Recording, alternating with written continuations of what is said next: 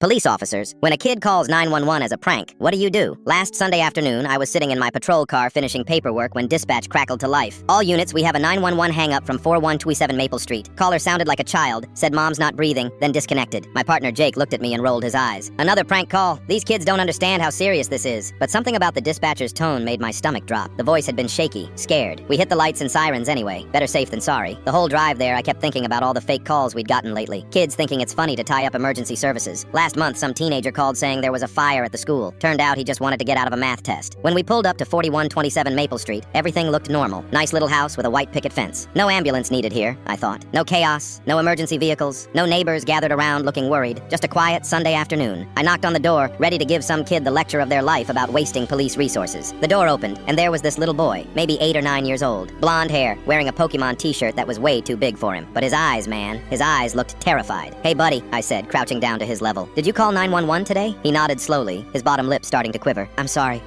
I know I'm not supposed to touch the phone." Jake was already pulling out his notebook, probably ready to write up another prank call report, but I held up my hand. Something wasn't right here. The kid wasn't acting like the usual pranksters we dealt with. He wasn't giggling or trying to run away. He looked genuinely scared. "Where's your mom, buddy?" I asked gently. His eyes darted toward the hallway, then back to me. "She's sleeping on the couch, but she won't wake up and she's making weird noises." That's when my training kicked in. "Can we come inside and check on her?" He stepped aside, wringing his little hands. As soon as I walked into the living room, I saw her. A woman in her 30s, unconscious on the couch, breathing shallow and raspy. On the coffee table next to her were 3 empty pill bottles, oxycodone, Ambien, and something else I couldn't read from that distance. "Call for an ambulance," I told Jake immediately. Then I turned back to the boy. "What's your name, sweetie?" "Tommy," he whispered, tears starting to roll down his cheeks. "Is mommy gonna be okay?" I tried to wake her up, but she just made scary sounds. I remembered you're supposed to call 911 when someone's hurt, but then I got scared because mommy always says don't talk to strangers on the phone. My heart broke right there. This kid had done exactly what he was supposed to do, but he thought he was in trouble for it. I knelt down next to him while Jake checked on his mom. "Tommy, you did the right thing calling us. You might have saved your mom's life." The paramedics arrived within 5 minutes. They immediately started working on Tommy's mom, checking her pulse, setting up an IV, asking Jake about the pill bottles. I stayed with Tommy, who had grabbed onto my leg and wouldn't let go. "I thought you were gonna arrest me," he sobbed into my uniform. "I thought I was bad for using the phone." "No, buddy, you're a hero," I told him, rubbing his back. "You saw your mom needed help and you called the right people. That takes courage." The paramedics got Tommy's mom stabilized and loaded her into the ambulance. Turns out she'd taken way too many pills, probably by accident while she was already drowsy. If Tommy hadn't called when he did, if we hadn't responded, if I had just dismissed it as another prank, she wouldn't have made it. While we waited for Tommy's grandmother to arrive, he sat in my patrol car and I let him play with the siren. He kept asking if his mom was going to be okay, and I promised him the doctors were going to take really good care of her. 2 weeks later, Tommy's mom brought him by the station. She was doing better, going to counseling, being more careful with her medications. Tommy ran up to me with a drawing he'd made. It was a stick figure police officer with a big smile, standing next to a little boy and a house. "This is you saving my mom," he said proudly. That drawing is still taped to my locker.